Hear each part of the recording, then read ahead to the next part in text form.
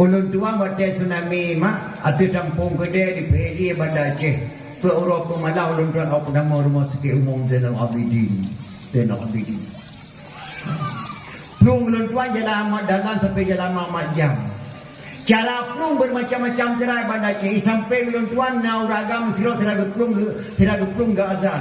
Yang sira kun kul huwallahu ahad. Yang sira hana gede pe kele ge kunu au de bang Allahumma rabb hadhihi dawati tamah wa salatu masyarakat plung.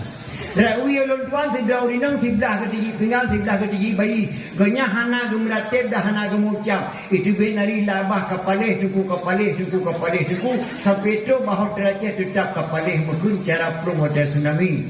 Ulun tuan selama di PLI ada kampung kedai Jalan Muhammad Jam pe orang pemalak opnau warung sakit umum Zainal Abidin. Terjodoh habis umum keluarga ulun tuan di Bandar Aceh. Urang 20 sah tsunami ulun tuan ada kedai ulun tuan terlilin lemita ayat tsunami. Alhamdulillah merempak ayat tsunami mak dua boh dalam Al-Quran. Yang pertama sebab gebi tsunami Allah merempak dalam Quran. Yang kedua cara tsunami dalam Quran merempak malam 20 sah tsunami. Ayat sebab tsunami ulun tuan temung.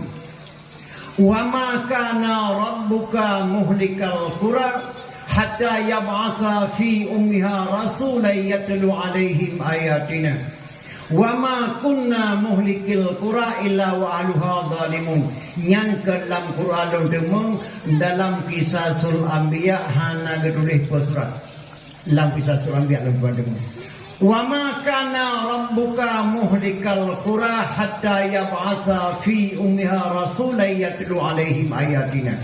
Allah tidak pernah membinasakan sesuatu kota sebelum mengutus seorang rasul di ibu kota tersebut, seorang rasul untuk membaca ayat-ayatnya. Dan juga Allah tidak pernah membinasakan sesuatu kota kecuali penduduk kota itu melakukan kezaliman. Yang sebab beri tsunami Allah, yang pertama zalim karena kezaliman, yang kedua untuk damainya Aceh. Allah nuntemung satu ayat tu dalam surat Yasin jenakan cara tsunami. Yang jelas tak mak cara tsunami dalam Yasin. Fala yastati'una tawsiyata wala ila ahlihim yarji'un.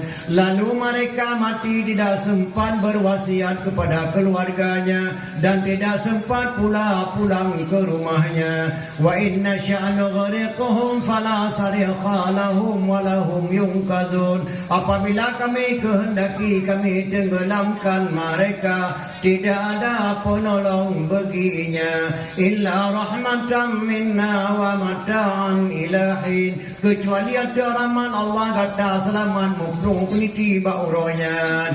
Bersih lagi dalam surat Yasin cara tsunami mak ler tu 70 ribu mendengar manusia dan